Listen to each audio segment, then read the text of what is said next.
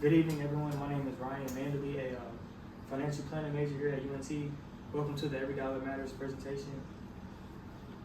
Today we're exploring how small, consistent financial actions can create long-term success. College brings independence, but also financial challenges such as budgeting, loans, and unexpected expenses. Developing financial literacy early helps us handle these responsibilities with confidence.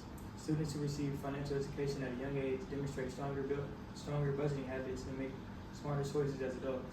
My goal today is to make money management feel simple, practical, and achievable. This presentation will be interactive, so please share your experiences or questions along the way. To begin, let's look at why financial literacy matters, especially during our student years. Financial literacy means understanding how to manage your money wisely, knowing how to spend, how to save, and plan for the future. Many students graduate with debt not because they earn too little, but because they don't understand how to handle what they have. Financial education bridges that gap. Limited financial knowledge leads to poor financial behaviors such as excessive borrowing and weak saving habits. The earlier we learn these skills, the easier it becomes to make responsible choices. When you understand money, you gain control instead of stress. You're able to plan, protect, and prioritize what truly matters. Now that we understand why this knowledge is essential, we'll break it down into specific components that form the foundation of financial stability. Financial literacy covers 6 essential areas, including budgeting, saving, credit, debt, investing, and insurance. Each plays a role in building independence and reducing financial anxiety. Understanding these interconnected areas empowers students to handle challenges with confidence and discipline. Together, they act as pillars that support a lifelong stability. Budgeting teaches planning, saving creates safety, credit builds trust, and investing promotes growth. Once we master these areas, financial decisions become intentional, not accidental. We'll now focus on the most important foundation of them all, budgeting. Because every successful plan begins with tracking and planning.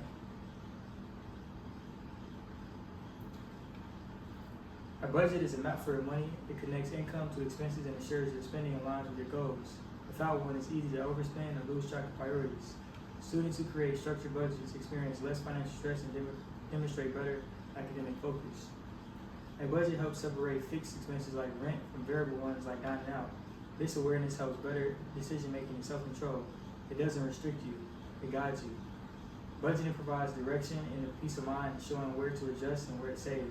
Now that we define what budgeting means, the next slide demonstrates what a realistic monthly student budget looks like in action. Here we are applying a budget to a real-life example. Imagine a student earning $800 monthly. You might allocate 40% for rent, 20% for food, 10% for savings, and leaving the rest for transportation, school materials, and leisure. Saving even $5 a daily adds up to $1,825 in a year. A clear example of how small habits compound. Students who monitor their spending regularly are more resilient in financial emergencies. Budgeting turns uncertainty into clarity. It lets you guide where every dollar goes instead of wondering where it went. Now that we've seen budgeting in motion, we can move to the next crucial step, saving money for both the long and short-term needs. Savings build financial stability and emotional peace.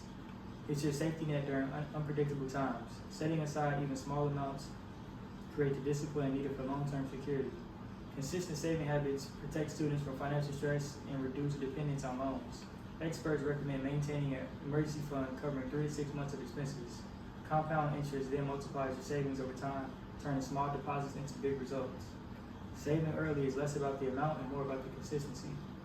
Each contribution strengthens your financial foundation.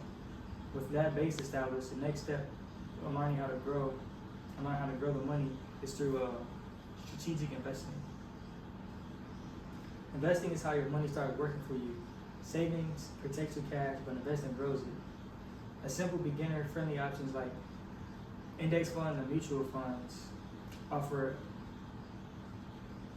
balance and steady returns. Students exposed to index education gain higher financial confidence and better long-term planning skills.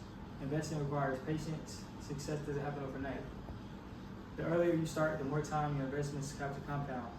By understanding the difference between risk and reward, you can build wealth without fear. Your savings and investments align. when your savings and investments align. The next topic is credit and debit. That'll teach you how to progress, kind of pretty much how to progress from here, from like saving and investing. Credit reflects how well you manage borrowed money. Your credit score usually is between 300 and 850, which affects your ability. Credit can affect your ability to rent an apartment, get loans, or even secure a job. Paying bills on time, keeping credit card balances under 30%, and avoiding unnecessary borrowing are ways to have good credit.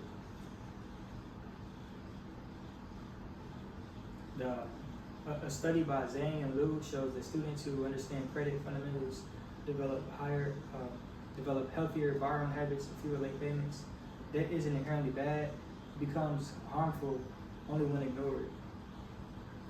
Managing it responsibly preserves financial freedom. After discussing control and caution, we'll now look at how to avoid the traps that commonly cause financial setbacks.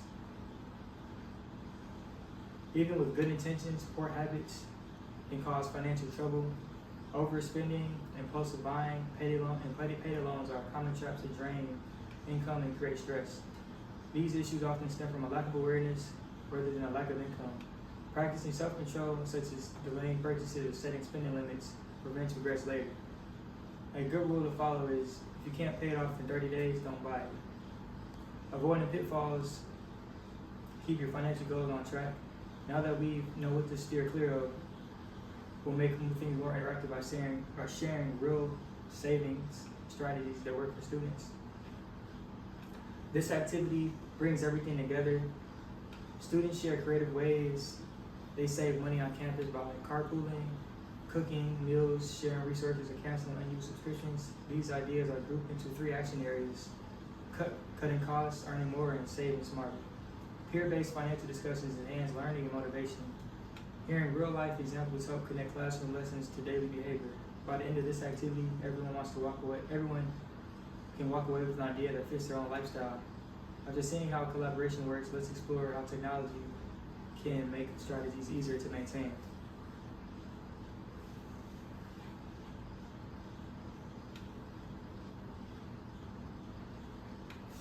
Technology simplifies personal finance. Budgeting apps like Mint and Pocket Guard organize expenses and automate savings. These tools show you where your money goes instantly, integrating digital tools into financial education, which improves money management skills and consistency. Setting reminders, tracking categories, and reviewing spending reports build accountability. Using these tools is like having a financial coach in your pocket. They keep you disciplined and informed without extra effort. Now that we looked at these tools, let's talk about the mindset that takes to make all these habits sustainable. Your mindset determines your success with money. Financial stability requires patience, self-discipline, and perspective. Students who view money as a tool for purpose, not pressure, manage their finances more confidently. Good habits start with beliefs. Believing that your small actions matter. Patience lets those actions grow over time. Self-awareness helps you resist impulsive choices. When your spending aligns with your values, your money management becomes natural, not forced. This mindset keeps financial habits consistent even when challenges arise.